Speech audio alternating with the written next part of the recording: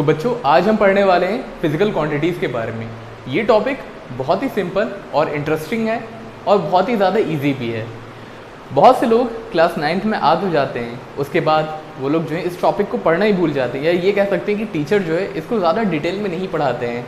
तो गलती बच्चों की भी नहीं है यहाँ पे।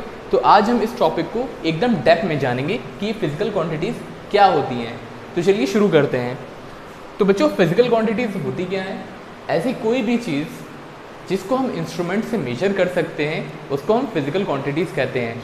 Anything which we can measure by an instrument is known as physical quantities. जैसे आप लेंथ को मेजर कर रहे हैं तो लेंथ को आप किसी पर्टिकुलर इंस्ट्रूमेंट से मेजर करते हैं। कैसे लिखते हैं आप उसको?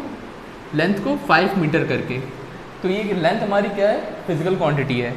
अगर आप चलिए मैं यहाँ पे लिखता हूँ, लेंथ को आप मेजर कर रहे हैं तो लेंथ को आपने लिखा 5 मीटर, तो लेंथ क्या है आपकी? एक फिजिकल क्वांटिटी है।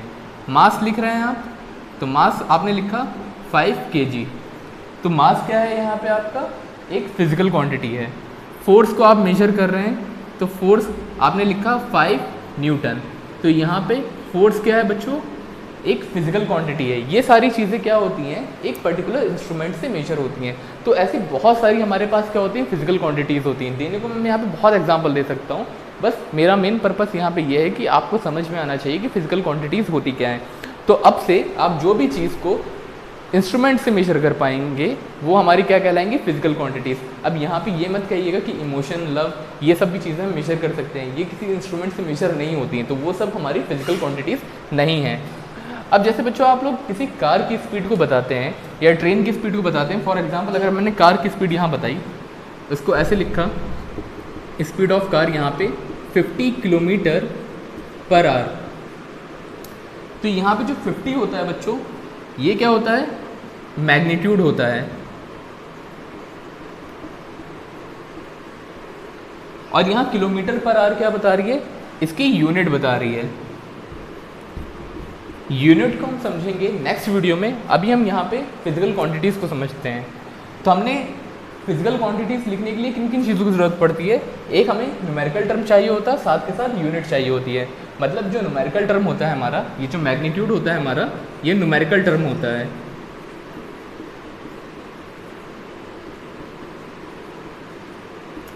ठीक है, तो हमारा जो 50 होगा, 40 होगा, जैसे यहाँ पे 555, ये सारे के सारे क्या हमारे एक न्यूमेरिकल वैल्यू है। इसको हम जो है मैग्नीट्यूड भी कहते हैं, और ये जो होती है हमारी यूनिट होती है। तो कोई भी हम फिजिकल क्वांटिटी को लिखते हैं तो उसको लिखने का एक तरीका होता है। फिजिकल क्वांटिटी को सबसे पहले हम उसका मैग्नीट्यूड लिखेंगे किसी भी चीज़ का, फिर साथ के साथ हम क्या लिखेंगे? उसकी यूनिट लिखेंगे। तो फिजिकल क्वांटिटीज़ को हम लिख सकते हैं मैग्नीट्यूड इनटू यूनिट करके। जैसे यहाँ पे हमने कार की स्पीड लिखा था, मैग्नीट्यूड इनटू यूनिट। अब कार की स्पीड को हम बता रहे हैं तो किसी चीज़ से हम मेजर करेंगे, उसको मेजर करने के बाद हमने क्या बताया? उसकी फिजिकल क्वांटिटी बताई। वहाँ पे स्पीड को बता रहे हैं आप, स्पीड क्या है बच्चों? एक फिजिकल क्वांटिटी है। तो फिजिकल क्वांटिटी को कैसे लिखते हैं? मैग्नीट्यूड इनटू यूनिट करके लिखते हैं। जल्दी से इसको पूरा नोट कर लीजिए आप। अब हम आगे बढ़ते हैं टाइप ऑफ फिजिकल क्वांटिटी के बारे में। जल्दी से इसको पॉज करके नोट करिए।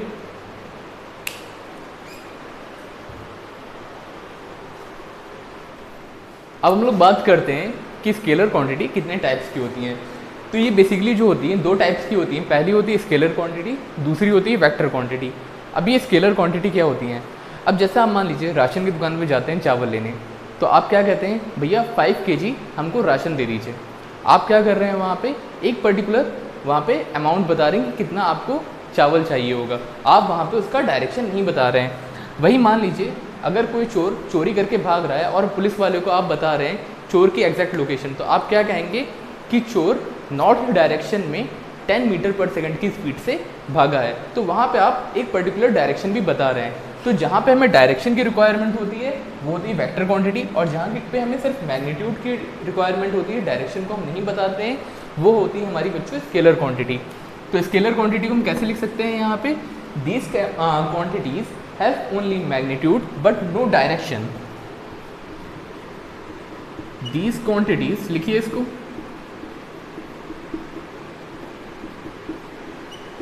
हैव ओनली मैग्नीट्यूड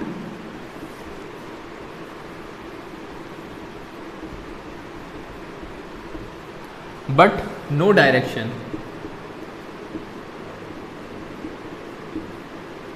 अब इसके एग्जाम्पल क्या क्या हो सकते हैं,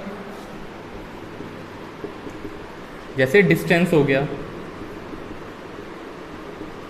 डिस्टेंस को कैसे बताते हैं, 10 मीटर, 50 मीटर, 5 किलोमीटर, 5 सेंटीमीटर ऐसे बताते हैं।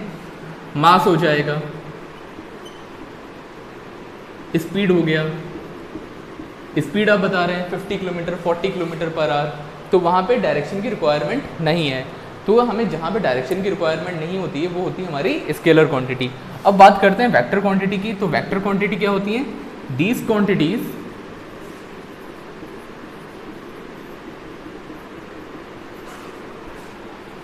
Have both magnitude and direction. यहाँ पे हमें डायरेक्शन भी चाहिए होता है, लेकिन यहाँ पे हमें डायरेक्शन नहीं चाहिए होता है। इसमें हमें डायरेक्शन की रिक्वायरमेंट है। अगर आप डायरेक्शन बता रहे हैं तो वो आपकी कौन सी क्वांटिटी होगी, वेक्टर क्वांटिटी होगी। इसका एग्जांपल लिख लीजिए बच्चों, डिस्प्लेसमेंट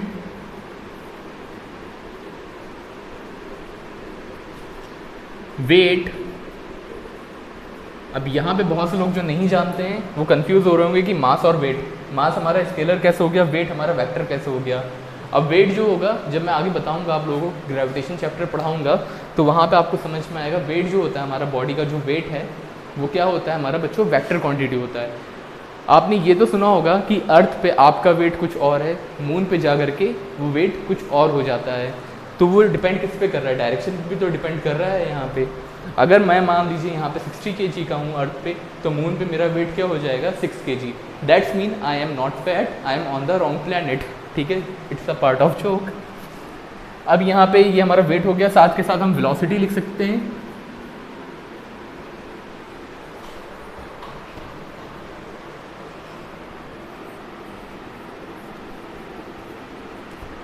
और इसके बहुत सारे एग्जाम्पल हो सकते हैं यहाँ पे। अब जैसे आप मान लीजिए वेलोसिटी किसी की बता रहे हैं, डिस्प्लेसमेंट किसी का बता रहे हैं, तो डिस्प्लेसमेंट आप कैसे लिखेंगे, 5 मीटर। अब वहाँ पे डायरेक्शन भी बताना होगा। अब मान लीजिए वह नॉर्थ डायरेक्शन का है, नॉर्थ डायरेक्शन में आप किसी को बता रहे हैं, तो यहाँ पे 5 मीटर हो गया। अगर भैया आप डिस्टेंस बता रहे हैं तो डिस्टेंस आप खाली लिख देंगे 5 मीटर करके। ठीक है, यहाँ पे आपको डायरेक्शन बताने की ज़रूरत नहीं है, बट यहाँ पे इन सारी क्वांटिटीज़ में ETC करके लिख लीजिएगा, बहुत सारी क्वांटिटीज़ होती हैं ये।